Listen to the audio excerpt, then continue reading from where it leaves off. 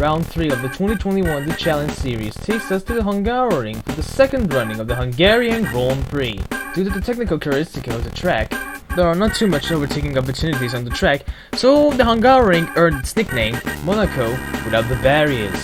In qualifying, it was a whole different story than the last two races, because Luka Lukic struck his first ever pole position of the Challenge Series, and alongside him was Maurizio Tessa in the Mandrake car. On the third row, it's newcomer Joe Gillette in the Miles-powered car, alongside Stefano Colita in fourth, who managed to get his best qualifying position of the season. The other Mandrake car of Andrea Scudellaro lines up in fifth, just ahead of Tim Schmidt, who managed to get his best qualifying position of the season in sixth. Championship leader Nicolas Romacci is only 7th on the grid, ahead of newcomer Alessandro Maggio in the Alpine car, after Dragon's FIA license was been taken away after an incident in the V8 Supercar Series. Michel Molara starts 9th, just ahead of Juan Guerrero, who had the worst qualifying performance of the season, in 10th. With mixed up grids like this year's Hungarian Grand Prix is set to be a thriller one. Looking away well from 4th position, but look at behind! Nicolas Romacci gets a perfect launch off the line, and he's already up to 3rd, coming into turn 1! This is a great start by Romacci, but he's not done yet. He's now trying to attack Tessa for 2nd. And easy as you like, he's already up from 7th to 2nd by the end of the first sector.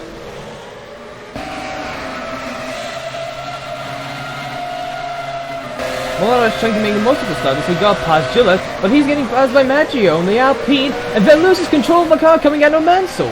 Luckily the car wasn't severely damaged, this incident costing a lot of positions to him. But his race incident hasn't burned out just yet, and by the end of lap 2, he begins his charge back up the field. His first opponent is the Delta Sim Racing car of Juan Guerrero. They almost touch as they go into turn 2. He tries to go round the outside, but Juan gets back ahead. Both of the Delta Sim Racing cars and Stefano Colita was held up by Mark Zerwas in the Greek Racing Team car, but this is a battle for position, not a lapped car. So it wasn't a surprise that Mark Zerwas holds his position against the others, but Stefano Colita uses this opportunity to get past Juan. Behind this pack, Alberto Sartori is now joining this fight, as Mark Zerwas runs wide, and Tim Schmidt goes into the inside.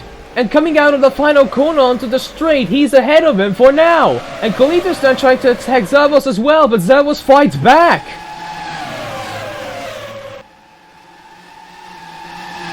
And by using the slipstream, he gets ahead of Schmidt into turn 1. Who said you can't overtake on the Hungary, huh? Zerwas is really holding up the others behind. And now Juan is trying to use this opportunity to get back past Colita. Although he better watch his back, because here comes Alberto Sartori. They are side by side coming into the chicane, and Alberto gets ahead of Juan Guerrero. Unbelievable scenes on the Hungary, and these are only the first few laps. Up in front, Gillette is trying to get past Scudellaro, but he hits the curb and runs wide. He manages to gain back control of his car, but that cost him dearly. A good few seconds later, on the same lap, the mega scrap continues. Zerwas run wide, and now Schmidt is going for a move down the inside, and he's ahead of him, but Zerwas fights back. He dives back down the inside, and he gets ahead of Schmidt again, but Sartori has to cut the chicane. And as he gets back onto the track, Juan Guerrero is trying to retake the place from him, and Juan gets back ahead of Sartori. This is a battle for the lead, and Romacci has a little look on Lukic coming into Mansell, but he stays behind him for the time being. Back with his 5-way fight, Zerwas runs wide again, and now Colita and both of the Delta Sim Racing cars gets through, as well as Alberto Sartori. Zerwas desperately tries to dive down the inside of Sartori and pushes him wide, coming into the third last corner. But again, he runs wide and Sartori gets back ahead. Man, how much more action we could take. Maybe a little bit more, as Nicolas Romacci is trying to make a move for the lead. He tries to go round the outside, and then he does a switchback move, but that doesn't work out. So coming into turn 2, he now tries to dive down the inside of Lukic. Lukic gets back ahead, round the outside, but he runs wide, and now Romacci takes the lead. Nothing can stop this man, literally. Back at the field, Bence Valdinger tries to dive down the inside of Molara, but here comes Gaddy, who hits him a bit. and that gives it the position to Corey Castelli. And things get worse for Gatti as he beaches his car on the curb, and Abiti hits him from behind. Then Gatti beaches his car again. No! That is probably game over for one of the ETC cars, while Abiti has to come in for a new front wing. Molara has successfully defended against Bence Valdinger. Let's see how well he do against Castelli. He defends successfully, and Bence uses this opportunity to get past Castelli. Then he makes a move on Molara, and he gets ahead of him. 2 cars and 2 corners? Now that is stylish. Zavos is really falling down the order. Now he's being attacked by Lostia. How long can he keep the Racing Scudero's car at bay?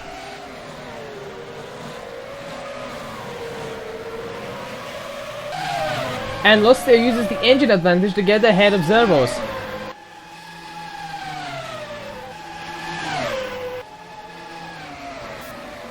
Although Zavos doesn't want to lose this position, he has to yield. And later on in the lap, he comes into the pits. The battle for the lead continues as now Ramachi trying to defend from Lukic at all cost.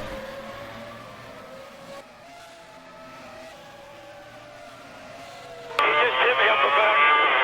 Calm him down. You just concentrate on the race. Later on, Gillett makes his first stop and gets just ahead of Bence Valdinger.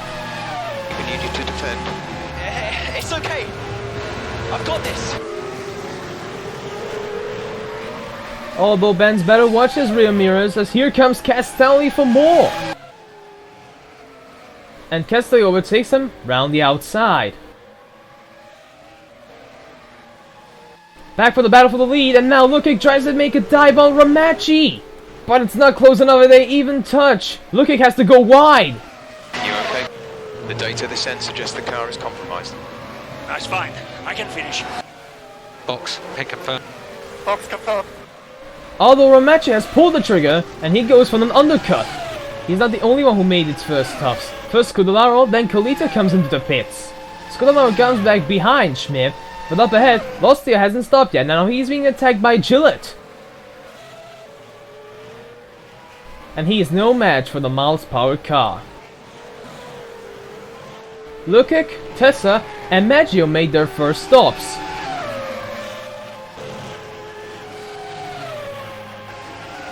Unluckily for Maggio, he has got traffic.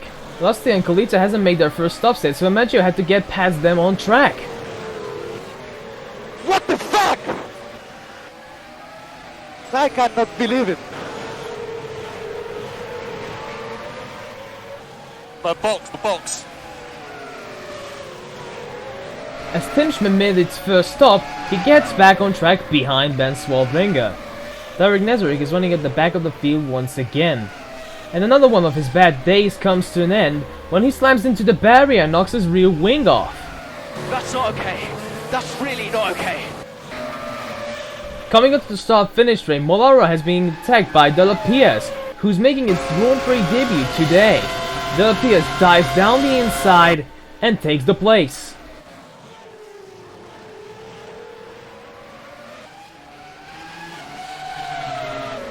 Another three-way fight is on the horizon. Tim Schmidt tries to go around the outside of Bence Valdinger, who's stuck behind Lostia. And fortunately gets ahead. Later on the same lap, Bence tries to fight back. But he can't do it, while Lostia runs wide, and this gives the opportunity to Schmidt to get past him. And he does just that. Southern comes out of the pits and comes ahead of this trio. The next one to stop is Molara and Juan. He comes out of the pits behind Castelli, but he wastes no time to get past the ATC driver.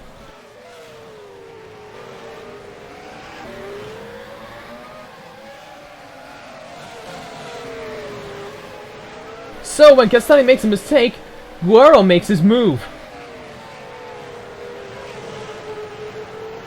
And Castelli comes into the pits at the end of this lap.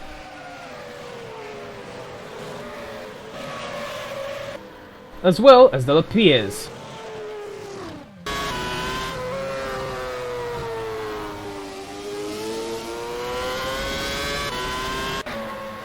After a poor qualifying, Nicolas Romacci is leading the Hungarian Grand Prix, much to everyone's surprise, as Alberto Sartori tries to attack Juan Guerrero at the end of the straight.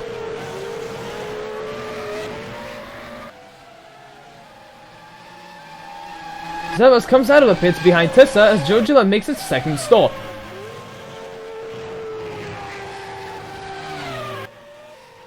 Sartori tries to make another move on Juan coming into turn 1.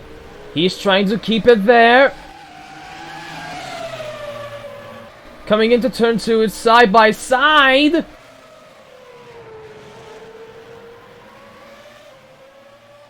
And Sartori gets a move done. Brilliant by the Italian driver.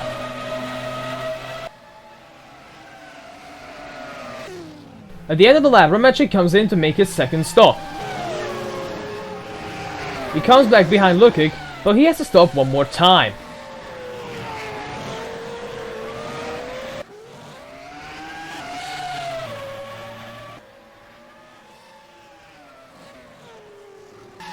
The other Racing Scudero's car of Lostia is now battling with Castelli. The Braun chassis cars were pretty much dominant all weekend, so when Lostia locks up, Castelli tries to make his move. Unsuccessfully, but luckily, he's still got the upper hand.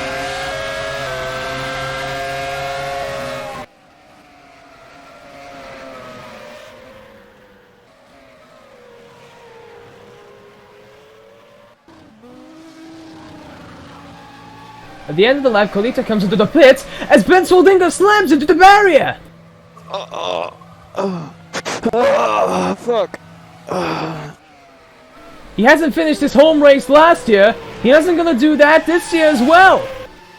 Della Piaz makes a move on Molara again, but he outbroke himself and Molara gets back ahead for the time being. Della Piaz tries to go around the outside this time.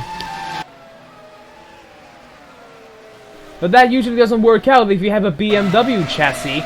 But coming into Mansell, he uses the slipstream and the engine advantage to get ahead of Molara. Further ahead, it's Lostia against Castelli for the third time. Castelli goes for a move on the inside, but they touch! And Lostia spun around and lost a lot of time. What are you doing? What the hell? And due to that, he's got Tim Schmidt right behind him, who's already trying to make a move coming out of the final turn, but Castelli lost some momentum coming out of the final turn as well. This is going to be a three-way fight now. Castelli has been sideswiped by Tim Schmidt and Lostia, but Castelli doesn't want to let this away easily.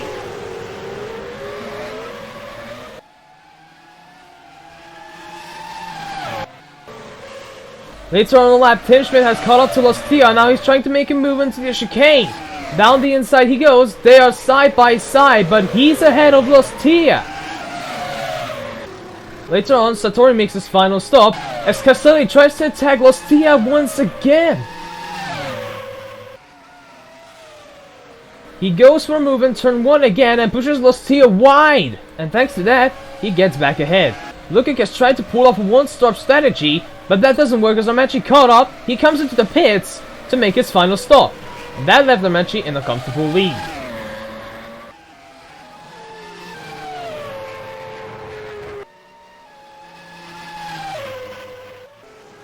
And after that, Scudellaro makes his final stop as well.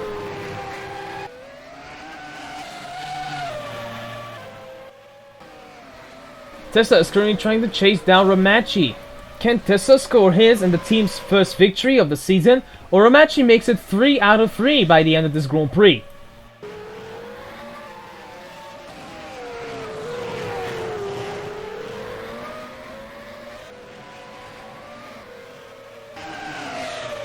Looks like we still have got one more battle in our hands as Colita now tries to make a move down the inside of Guerrero. And he easily gets ahead as Zarros comes into the pits. After starting from 7, Nicolas Romacci comes around the final corner to make it 3 out of 3 as he wins the Hungarian Grand Prix.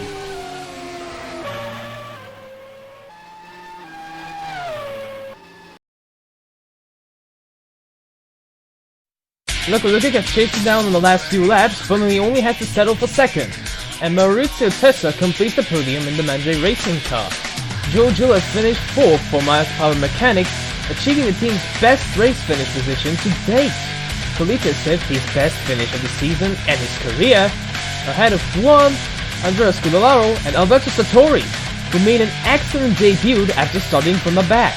Tim Schmidt could have classified as higher, but he ran out of fuel within sight of the line, so he classified 9th just ahead of Corey Castelli, who scored the first point for ATC. Romanchi continued to extend the lead over Luka Lukic and Andrea Scudolaro, while Guerrero stood 4th ahead of Stefano Colita, who jumped up to 5th, Dragon 6th. He's been banned from taking part of any of the remaining races of the season. Gila jumps into 8th with his excellent 4th place finish, while Zervos and Bart closes up top 10. Racing Studios continues to lead in the Constructors' Championship ahead of Mender Racing and Infinity Engineering, who jumped up to 3rd. Delta Sim Racing stays in 4th ahead of Black CF1 and Alpine Renault F1 team, who now jumps down to 6th. Miles Power Mechanics and Greek Racing Team held their positions in 7th and 8th. Edison Racing jumps up to 9th ahead of ATC Racing, and Racing Martusu's lost in the Constructors' Championship. The season returns in 2 weeks' time for the second running of the German Grand Prix, but this time from the iconic Nürburgring.